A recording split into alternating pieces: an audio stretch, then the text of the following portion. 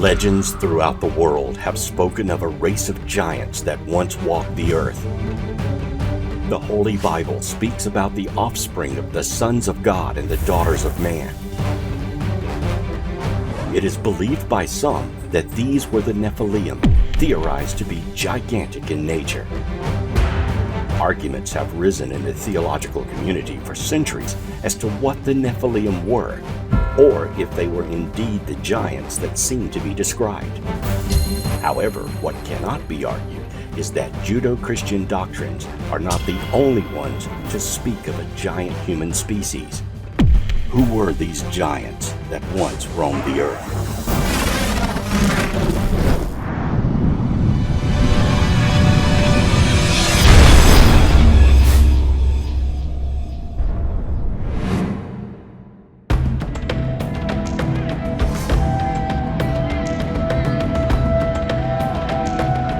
Before the Bible was even conceived of, there were oral histories passed down from generation to generation in Mesopotamia, Greece, Rome, Egypt, as well as America.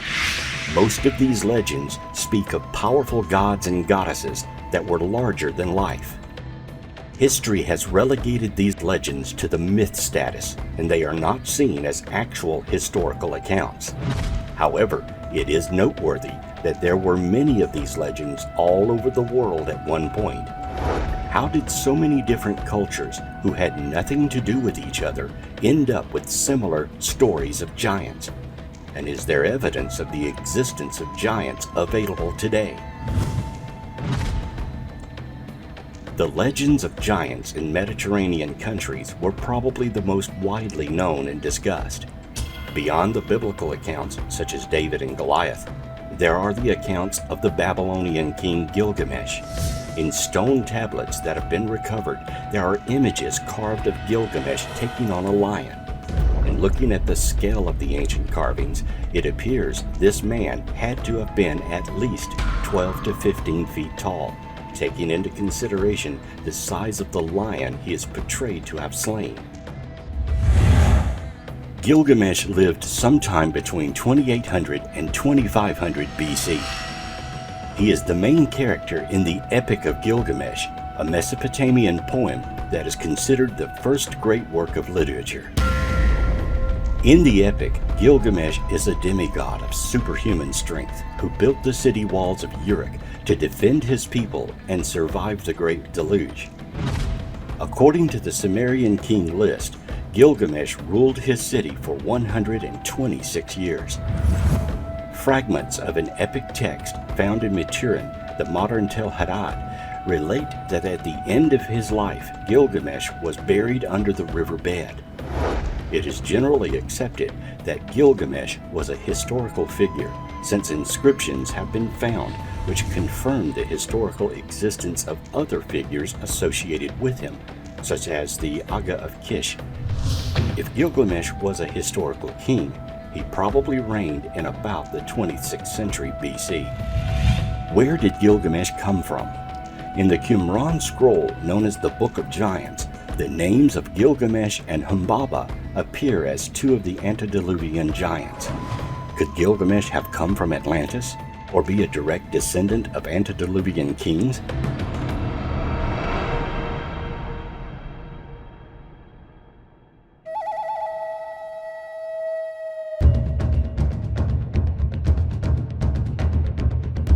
If giants existed in the past, where is the evidence? You may be surprised to find that it's been and is being discovered all over the world. Skeletal remains of giants have been discovered throughout American history and even further back. According to Native American Paiute oral history, the Satika are a legendary tribe whose mummified remains were allegedly discovered under 4 feet of guano by guano miners in what is now known as Lovelock Cave in Lovelock, Nevada. Several of the fiber sandals found in Lovelock Cave were remarkably large, and one reported at over 15 inches in length was said to be on display at the Nevada Historical Society's museum in Reno in 1952. The Paiute tradition asserts that the Sitka people practiced cannibalism, and this may have had some basis in fact. During the 1924 excavation of the cave, a series of 3 human bones were found near the surface towards the mouth of the cave. These had been split to extract the marrow, as animal bones were split, and probably indicate cannibalism during a famine.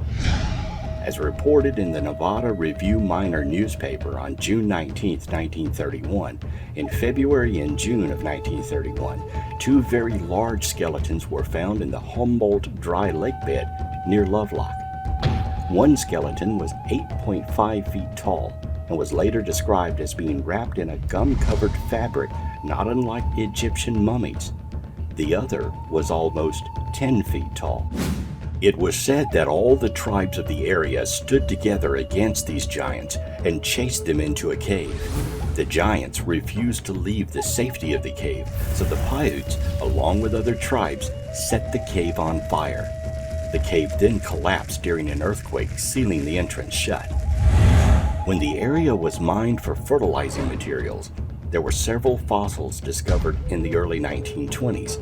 Along with those fossils were the well-preserved human-like skeletons, 1 male and 1 female. The female was over 6 feet tall, and the male was over 8 feet tall. Along with the discovery of the skeletons, there were many other artifacts found, including a circular calendar that had the number of days and weeks of a year etched into it. In 1931, 2 more skeletons were discovered in Lockport, Nevada, that measured from 8 to 10 feet tall.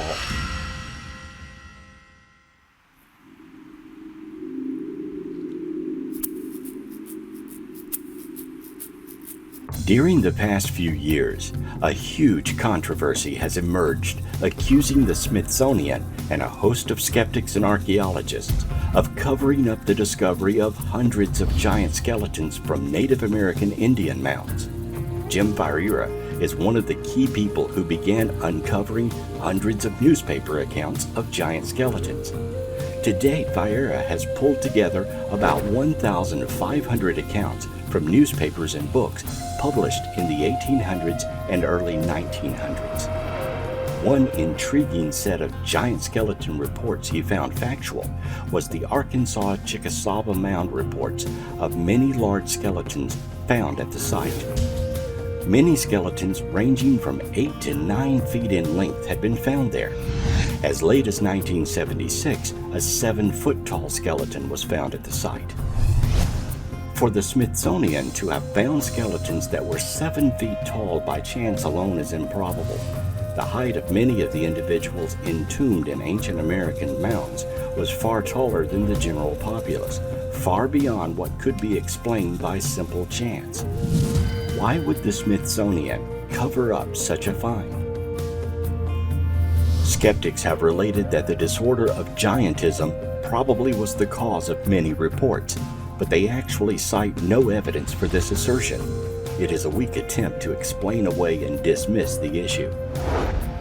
Giantism is exceedingly rare, so rare there is no actual evidential statistics for it. America has less than 100 cases of giantism recorded in its history.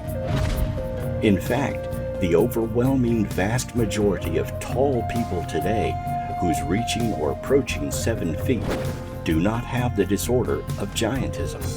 The actual percentage of modern humans who reach 7 feet in height is 0.00007%. In the ancient world of America's mound builders, the percentage of the population that reached 7 feet in height would have been much lower. Skeptics claim that freezing and thawing make skeletons so big they might look like a giant. It was found to be completely wrong and baseless. Modern paleopathology texts and sources relate that buried bones that freeze can shatter, and most buried bones actually lose mass. They get smaller. There are also a host of Native American legends that were reported to ethnologists detailing a race of giants who invaded the regions where mounds were found. These giants became the leaders and priests of the tribes. Over time, These ruling people, chosen through heredity, became corrupted and were exterminated. You may be surprised at the number of giant skeletons that have been uncovered throughout modern history. There is a number of discoveries that didn't make it to mainstream historical knowledge. Large bones in stone graves in Williamson County and White County, Tennessee, were discovered in the 1800s. The average stature of these giants was 7 feet tall. Giant skeletons were found in the mid-1800s in New York State near Rutland and Rodman. In 1833, soldiers digging at Lompoc Ranchero, California, discovered a male skeleton 12 feet tall. The skeleton was surrounded by caved shells, stone axes, and other artifacts. The skeleton had double rows of upper and lower teeth. Unfortunately, this body was secretly buried because the local Indians became upset about the remains. A giant skull and vertebra were found in Wisconsin and Kansas City as well. A giant found off the California coast on Santa Rosa Island in the 1800s was distinguished by its double row of teeth, common among giant skeleton finds. A 9-foot 8-inch skeleton was excavated from a mound near Brewersville, Indiana in 1879. Skeletons said to be of enormous dimensions were found in mounds near Zanesville, Ohio and Warren, Minnesota in the 1800s. In Clearwater, Minnesota, the skeletons of 7 giants were found in mounds. These had receding foreheads and complete double dentation, 2 rows of teeth. At La Crescent, Minnesota, mounds were found to contain giant bones. 5 miles north, in Dreschbach, the bones of people over 8 feet tall were found.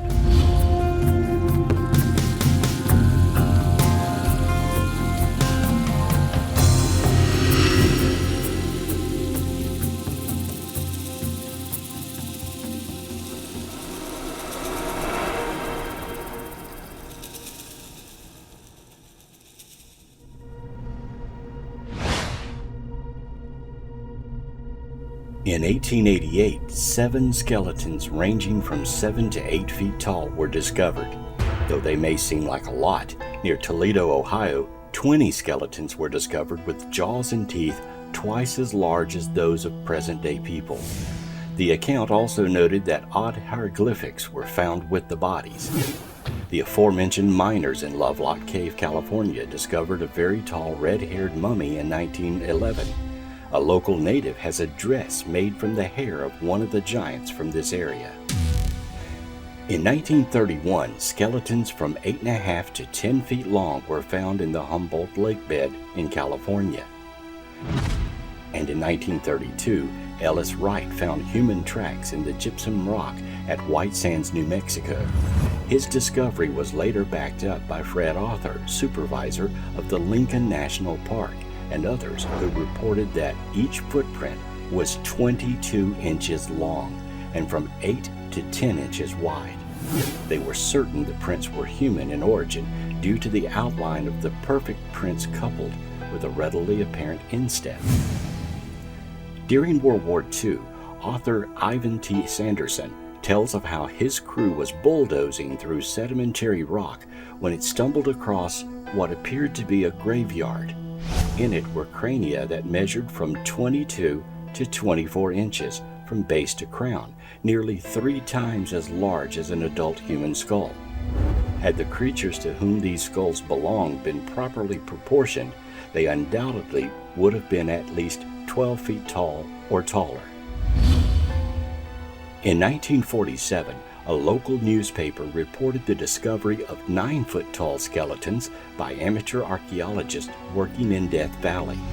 The archaeologists involved also claimed to have found what appeared to be the bones of tigers and dinosaurs with the human remains. And the Catalina Islands off California are the home of dwarf mammoth bones that were once roasted in ancient pit fires. These were roasted and eaten by human-like creatures who were giants with double rows of teeth.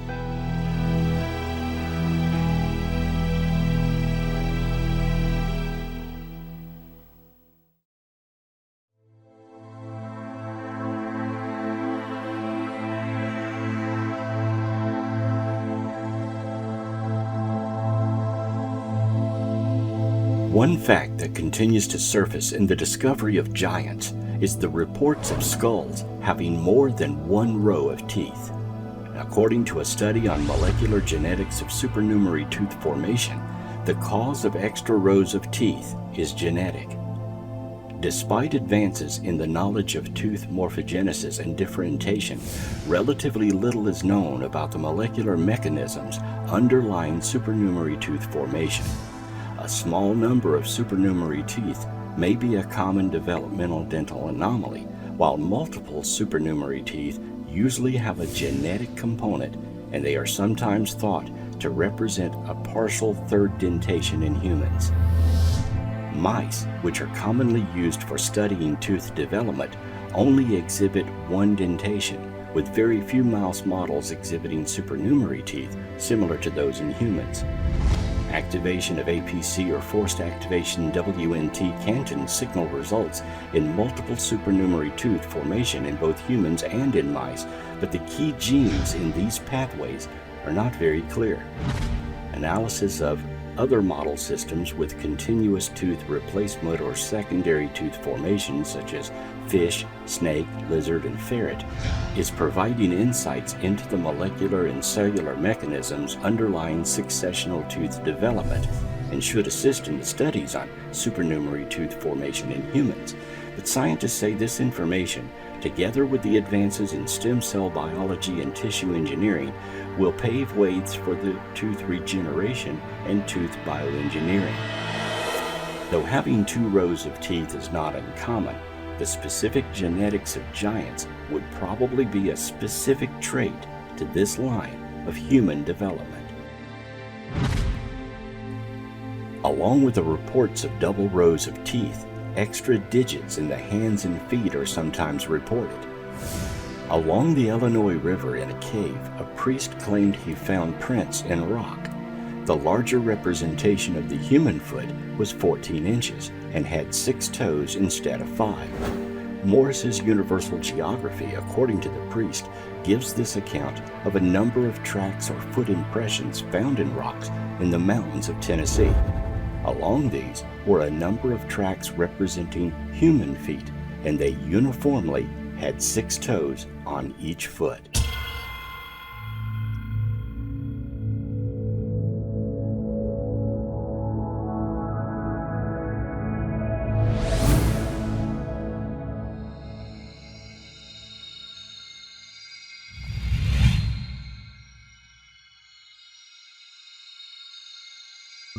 Scientists are stubbornly silent about lost races of giants, such as those found in burial mounds near Lake Devlin, Wisconsin, in May of 1912. The dig site at Lake Devlin was overseen by Beloit College, and it included more than 200 effigy mounds that proved to be classic examples of 8th century woodland culture.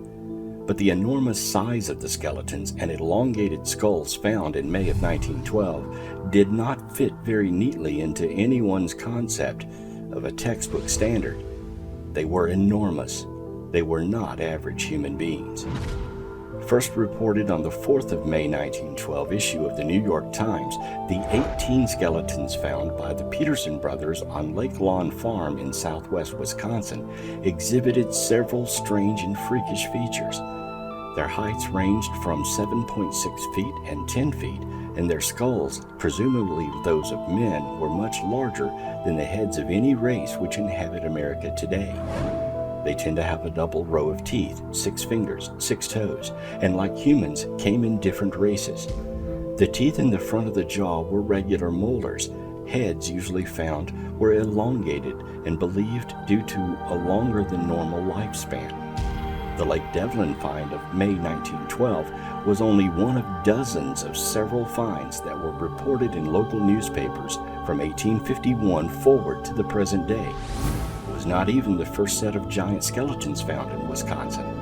On the 10th of August of 1891, the New York Times reported that scientists from the Smithsonian Institute had discovered several large pyramidal monuments on Lake Mills near Madison, Wisconsin.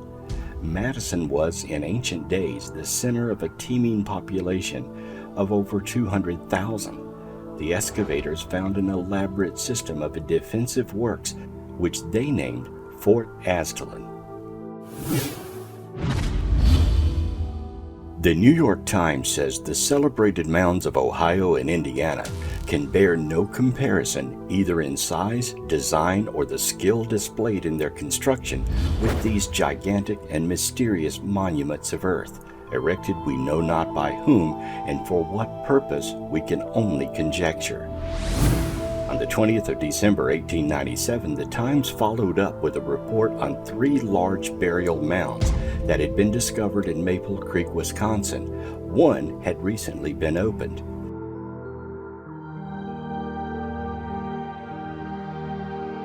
In it was found the skeleton of a man of gigantic size. The bones measured from head to foot over 9 feet and were in a fair state of preservation. The skull was as large as a half-bushel measure. Some finely tempered rods of copper and other relics were lying near the bones.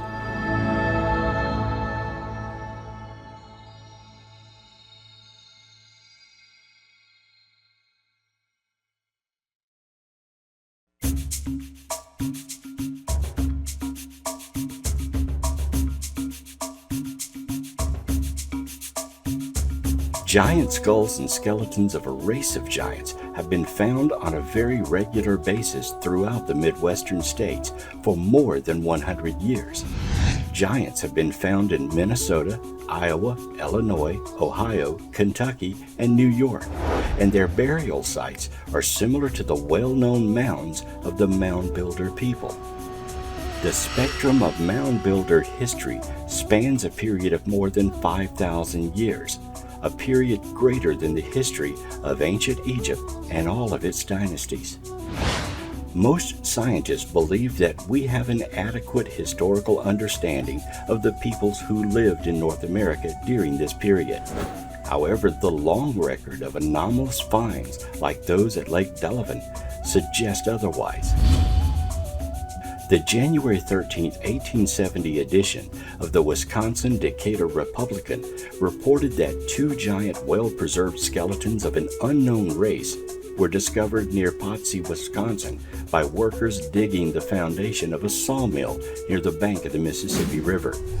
One skeleton measured 7.5 feet, the other 8 feet.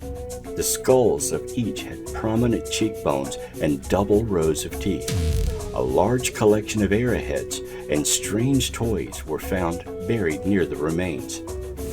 While a normal-sized skeleton of a supposed mound builder is on display at the site of several large pyramidal monuments near Madison called Aztalan State Park, the Goliath remains of Wisconsin's giants have vanished, along with the hundreds of other discoveries throughout the Midwest. Why?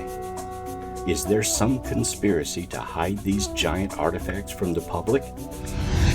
Giant skeleton finds have not made the local or national news much since the 1950s for the most part. It seems the opinion is that they fear that people would question evolution.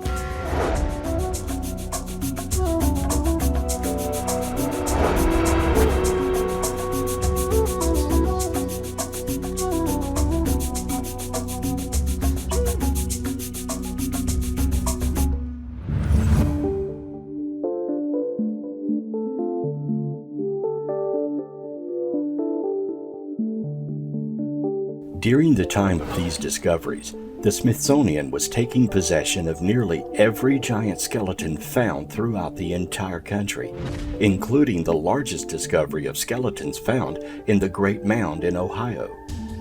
What the intent of the institution was for the giant skeletons has never been discovered, but several investigators today believe the Smithsonian was founded, at least in part, to take the skeletons and hide or destroy them, dumping some by the bargeful in the Atlantic Ocean.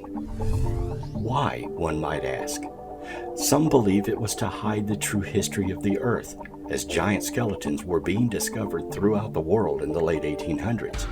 And some believe it was to back up Darwin's theory of evolution. If such entities lived on Earth thousands of years ago, then Darwin's theory would be automatically called into question. Never included in history books is the fact that every Native American tribe in America tells the same tale of having to fight and kill the giants because they were man-eaters and were decimating the native tribes. Perhaps because the giants were so large, the tribes mounded dirt to bury them instead of digging graves, which would explain the hundreds, if not thousands, of mound burial sites throughout America. Giant skeletal remains have been found from Brooklyn, New York, to the Channel Islands off the coast of California. Most of the remains are mass burials with signs of violent death, as if a huge battle had been fought, then won, and the massacred buried deep in mounds to contain them. Most, if not all, of American history textbooks never mention Cahokia, America's greatest city for its time, a very large Indian trading city, 3.5 miles in size, on the site of where St. Louis now stands.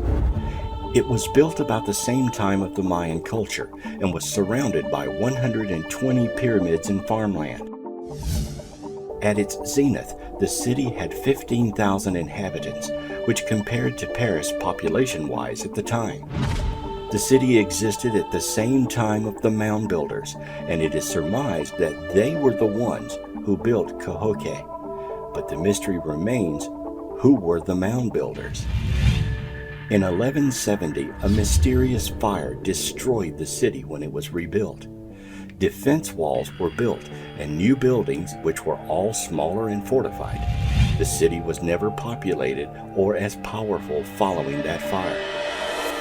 No one knows how the fire started, but the homes that burned were built with thatched roofs and were easily destroyed. Archaeologists have surmised that rebels burned the town and instituted a sun imagery that was used thereafter. But if you put the pieces of this puzzle together, you might come up with an entirely different history.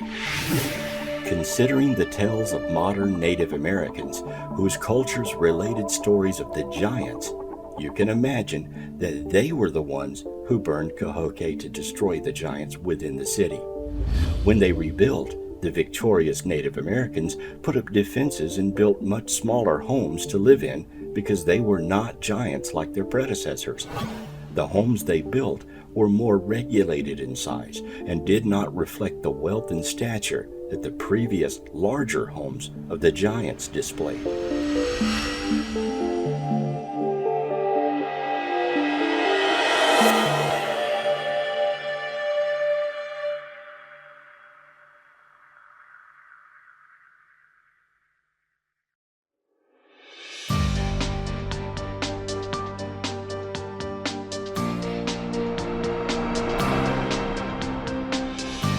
David Cusick, a Tuscaroran Indian, wrote in 1825 about a giant tribe called the Ranawakadwa in the Ohio Valley. In his account, he wrote that other smaller tribes grew tired of the giants attacking them, so with a force of 800 warriors, they killed all the Ranawakadwa people. After that, there were no more giants anywhere. Cusick wrote that this happened 2,500 years before Columbus discovered America, about 1000 BC. The 1,000 giants who were massacred were laid together in heaps and covered with dirt, which again could explain the mound building prevalent in the Ohio Valley.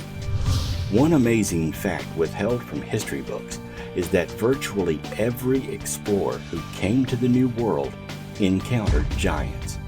Amerigo Vespucci, Magellan, Coronado, De Soto, and Sir Francis Drake all claimed giant encounters. Historically supported by these eyewitness accounts of some of the world's most esteemed explorers of the time, these stories were also chronicled by the Spanish and other lesser-known explorers. Stories of giants that occupied Europe comes from the Middle Ages and involves a surprising figure, St. Christopher. While modern stories of St. Christopher simply make him out as an ordinary man, or perhaps a somewhat homely man, those who actually saw him had a different story. According to his peers, he was a giant belonging to a tribe of dog-headed cannibalistic giants. Jacques de Volney in the Golden Legend wrote of St. Christopher. He was of gigantic stature, had a terrifying mien, and was 12 cooties tall. A coodie is an ancient measurement equal to or larger than the English linear measurement of a foot. According to his ancient account, St. Christopher stood from 12 to 18 feet tall, a fact that had been hidden in or even erased from church history.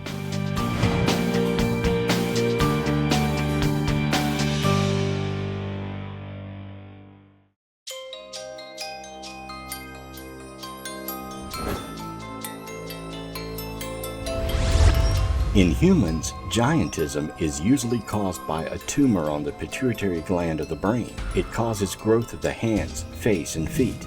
In some cases, the condition can be passed on genetically through a mutated gene. Many of those who have been identified with giantism have suffered from multiple health issues involving their circulatory or skeletal system. Hypersecretion of growth hormones causes giantism in children and adults. Reports of giantism exist throughout history, with some nations and tribes taller than others. The giants of Crete are listed in various historical sources, beginning with Titan, a Greek mythological giant, and including Giantus, after whom giants and giantism are named. Rhodes is another island where giants were said to have lived, with the Colossus of Rhodes, a giant statue of a giant patron god Helios.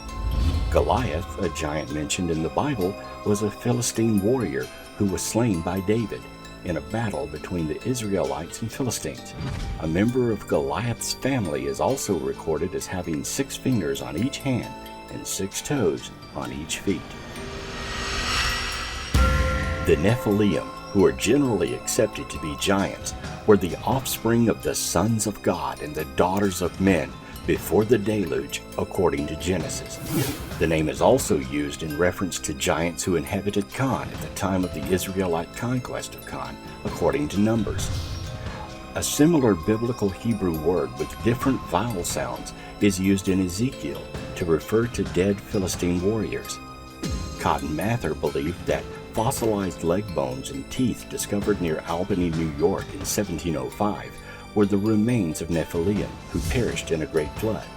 However, paleontologists claim these are mastodon remains.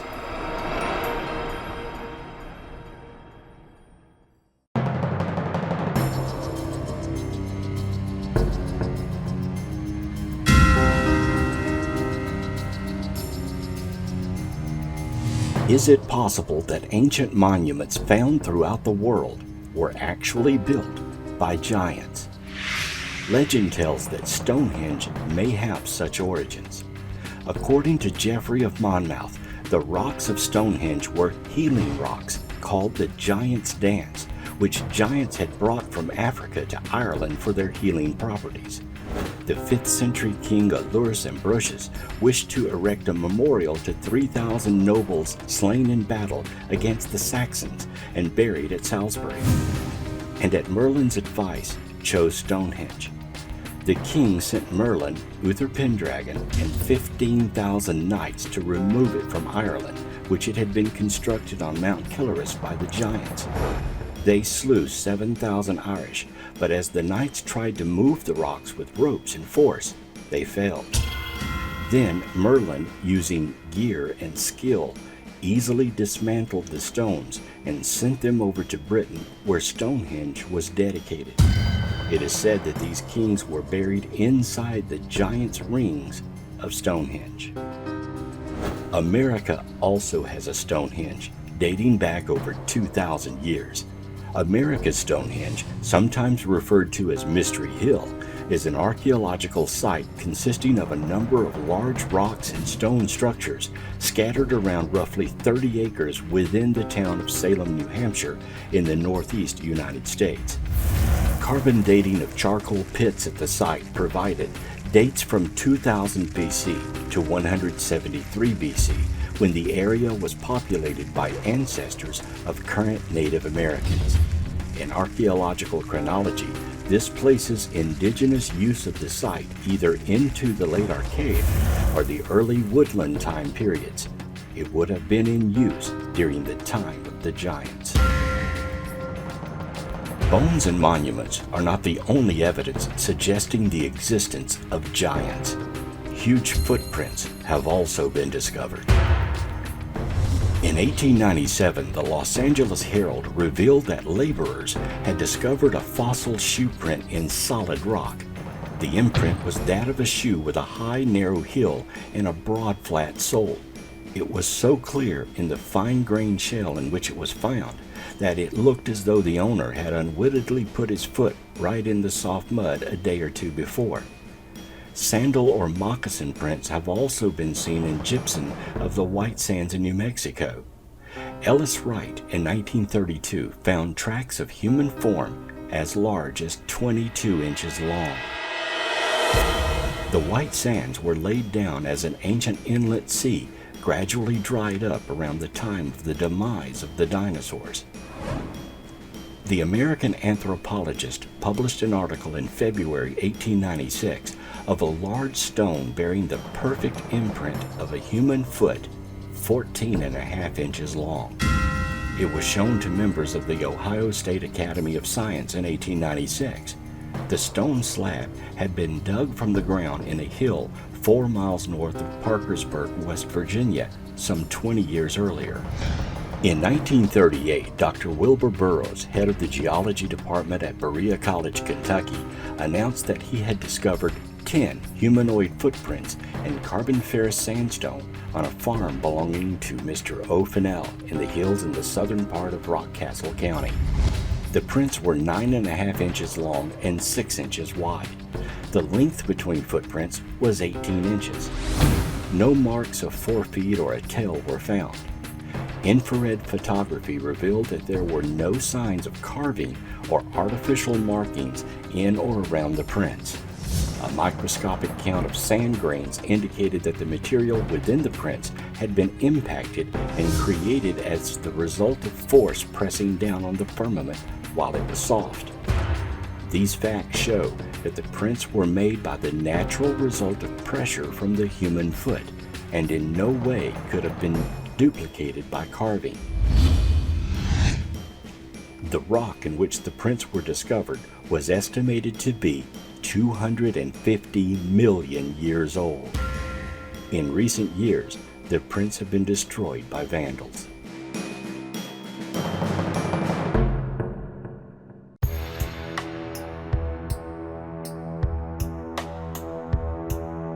Giant tracks, seemingly made by a human being, were found by a government tracker in the Alcala Flats area of the Great White Sands, New Mexico in 1931.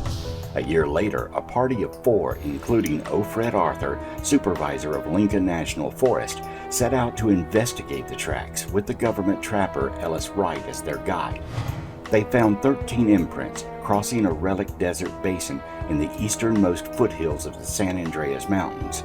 Despite the great size of the tracks, the investigators were convinced they were human, for the prints were perfect and even the insteps were plainly marked.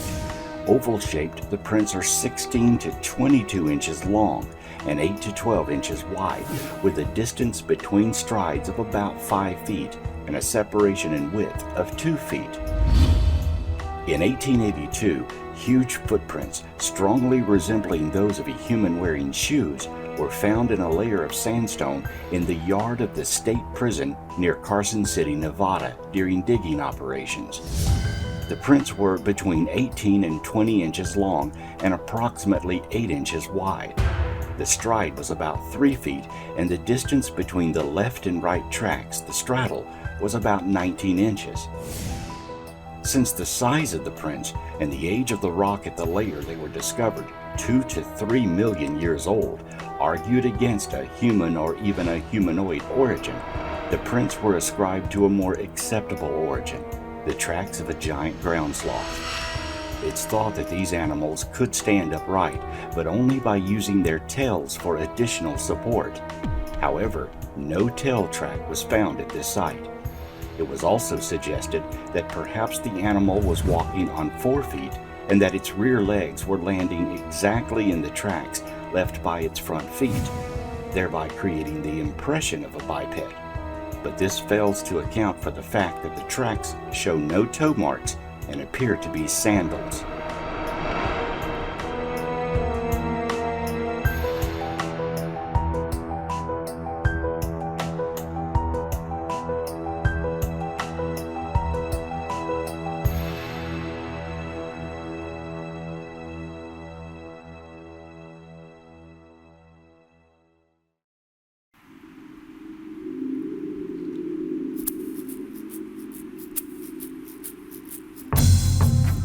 What may well be the oldest fossil footprint ever discovered was found in 1968 by William J. Meister, an amateur fossil collector.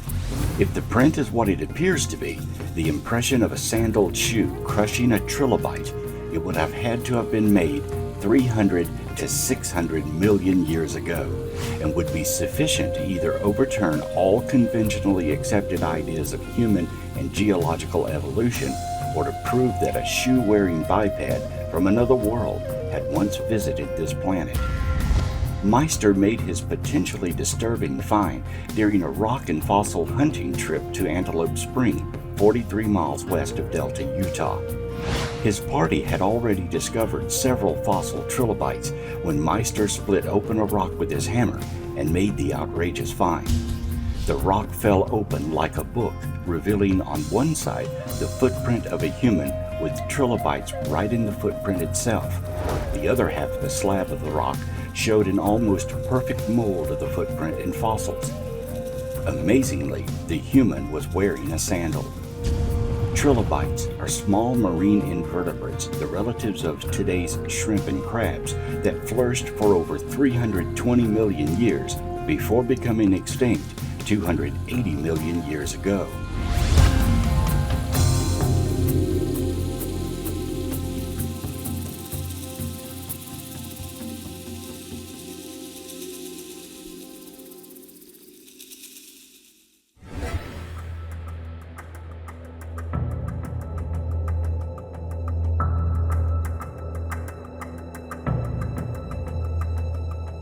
If giant footprints are not enough to convince even the most hardened skeptic, then giant tools and artifacts might not budge their restricted perceptions either.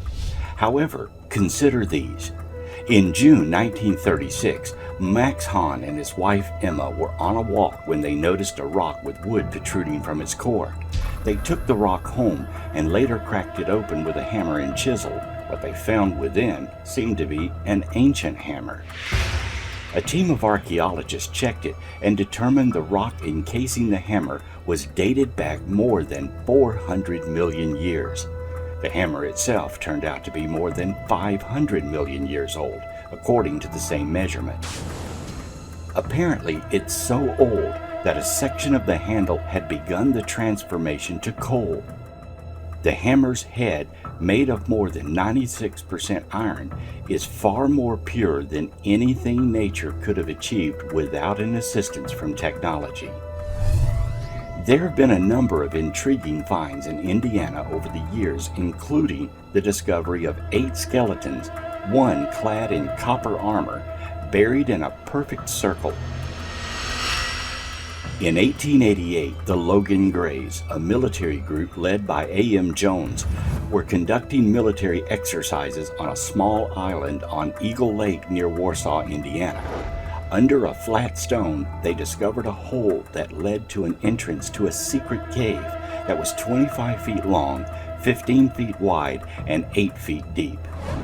Inside was the skeleton of a 6'9" giant, buried next to a stream that led to what was called a sacred pool.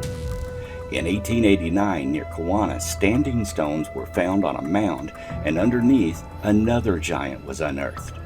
While in Whitlock, Indiana, another giant was found in association with a group buried in a seating position.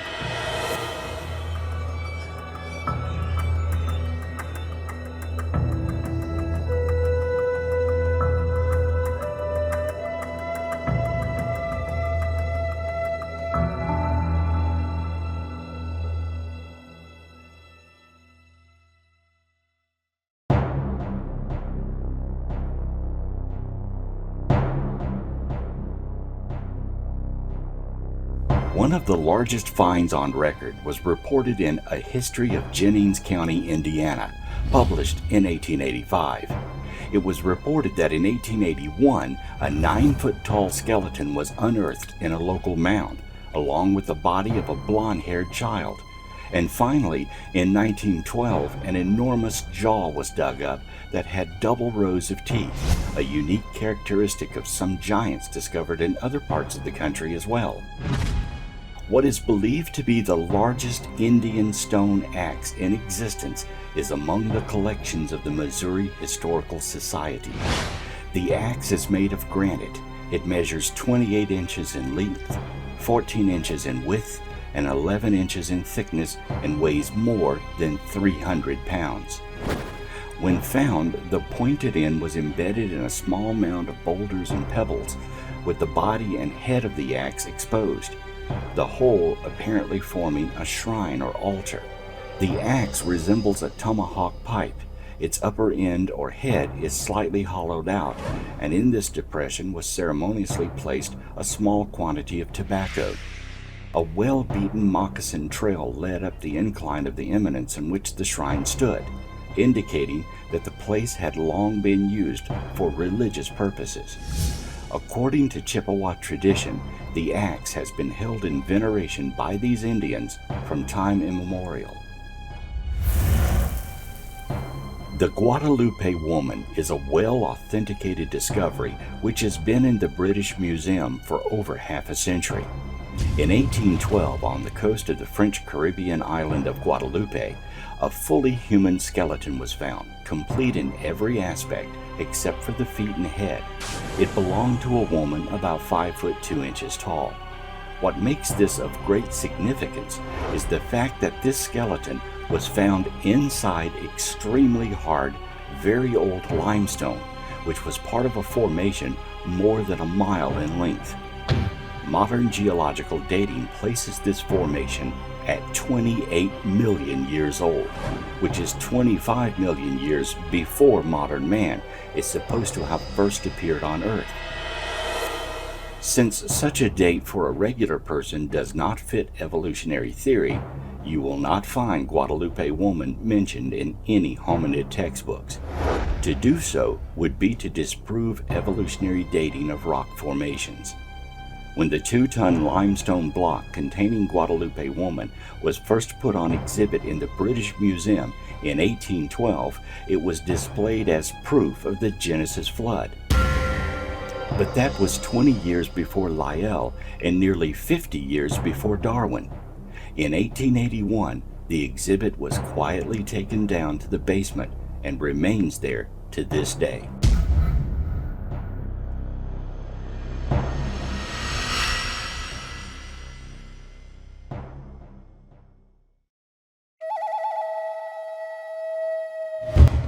Many giant skeletons have been found in or near Native American mounds and burial places. Native Americans have many legends regarding giants. Here are just a few. The Apache have a legend about Big Owl, a malicious and dangerous giant often used as a boogeyman in children's stories. In some Apache tribes, Big Owl also plays a more important mythological role as an early adversary of the War Twins. Like other legendary Apache beings, Big Owl is sometimes described as having a human form, in this case a man-eating org, and other times an animal form such as a large horned owl large enough to carry off a child. Kiwaka are the evil man-eating ice giants of southern Wabanaki legends. According to most legends, Kiwaka was once a human being who either became possessed by an evil spirit or committed a terrible crime, especially cannibalism or withholding food from a starving person, causing his heart to turn to ice. In some Abenaki legends, the stone giants were not transformed humans, but primordial man-eating monsters defeated by the cultured hero Glaskabi. Kalowa is a kind of hairy man-eating org from Creek mythology. Some recent Creek storytellers have translated it to gorilla. The Lofa is a malevolent org-like monster of Chickasaw folklore. His name literally means flayer or skinner, a reference to his gruesome habit of flaying the skin from his victims. In some legends, he attempts to abduct Chickasaw women. He is sometimes described as a giant, and other times as a large, hairy, smelly man, leading some people to associate him with the Bigfoot legend. Moshep is a giant who is the culture hero of Mohegan and Wampanoag tribes. Sometimes referred to as a transformer by folklorists. Mashab is strongly associated with whales. In most tribal traditions, he would catch whales to feed the people, and in some stories, Mashab and his children eventually transform into whales themselves. Mashab has a wife named Squanit, who is a powerful medicine woman of the little people. The Champay is a malevolent orc-like monster of Chickasaw folklore. In some legends, he attempts to abduct Choctaw women. In others, he is a man-eater. He is sometimes described as a giant, and other times as a large, hairy man, leading some people to associate him with the Bigfoot legends as well. His most salient feature is his smell. Champay's smell is so overpowering that a person cannot bear to be around him, making him difficult to fight. Stoneclad is a monster from Cherokee folklore. Details about Stoneclad vary from telling to telling. In some versions there is only one, while in other versions there is a whole race of Stoneclads. He is a stone-skinned giant like the stone coats of the northern Iroquois tribe. In all cases, he has rock-like plates of armor that protect him from fire, cold, and weapons. He's defeated only through sapping his magical power by destroying his talismans.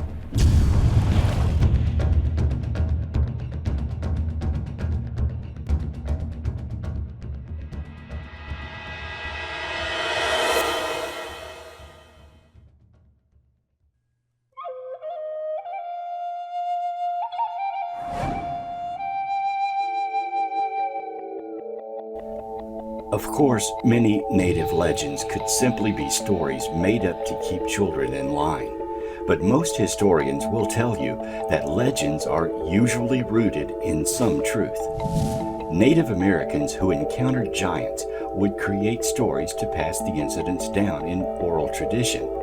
With the discovery of so many giant skeletons unearthed in the United States, it would have been impossible for Native Americans to have never encountered them. There is strong evidence that Native American folklore about giants is true. 7-foot-tall skeletons have been found in burial mounds of southeast towns that were home to the ancestors of the Creek Indians.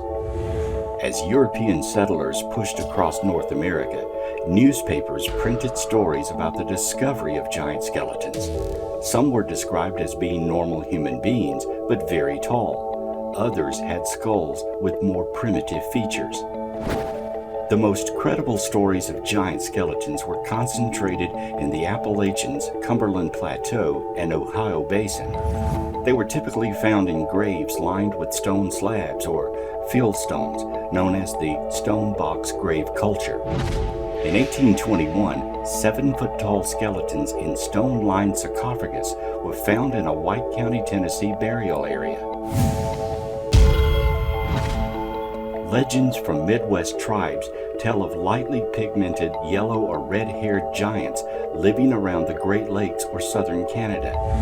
Occasionally, these giants traveled south into their territories. While some encounters were benign, others resulted in warfare. The Cherokees claim to have killed the last tall white Indians while still living in Kentucky and West Virginia. Western pioneers sometimes found what they assumed were giant fossilized human skeletons along exposed banks and in caves. They described these skeletons as much thicker than modern humans. Some claimed the skulls had double rows of teeth. Several Western tribes tell of past confrontations with lightly pigmented giants with either blonde or red hair. The Paiutes claim that the giants were cannibals who hunted Paiutes for food. They repeatedly attacked the giants until their numbers dwindled. The surviving giants were cornered in a cave, then either shot with arrows or asphyxiated by setting a fire at the entrance.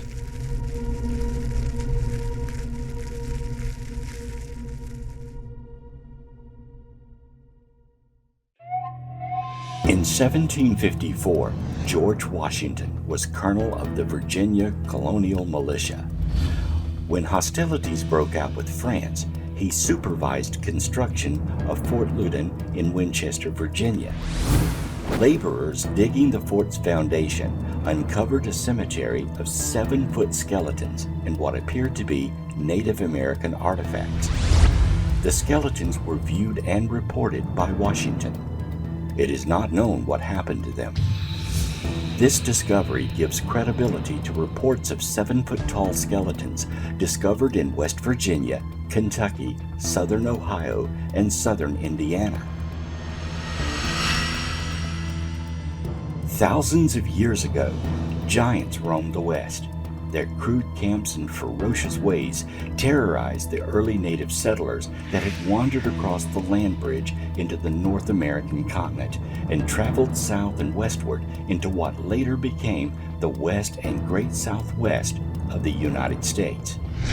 Tribes still speak of these ancient days when their ancestors fought desperate battles against the marauding, loping giants, some towering 12 feet tall or taller, that roamed the land, viciously attacking settlements, brutally carrying off screaming women and wailing children for food.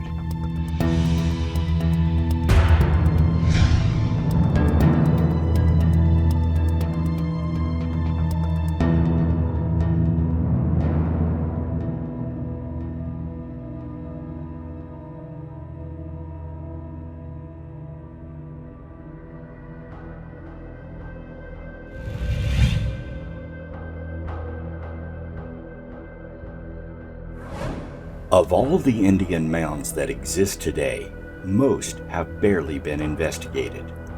The few gigantic skeletons found in some have been dismissed or suppressed as aberrations. 10 and 12-foot humans do not fit dogmatic theories. Usually, when giant skeletons are found, they're laughed off as hoaxes. Unfortunately, orthodox science has too much to lose by investigating the mounds thoroughly. Archaeologists cannot deny that the mound builders are real. What they deny are the things sometimes discovered inside the mounds. Over the past century and a half, it's been revealed again and again that some of the mounds and the small pyramids are the burial grounds of huge men, often 8 feet or taller, that had a very sophisticated culture.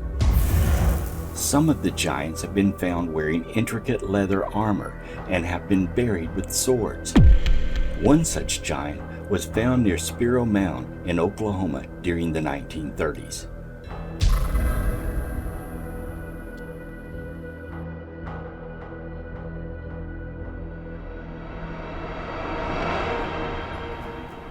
Who were these mysterious people that roamed America long before the woolly mammoths became extinct?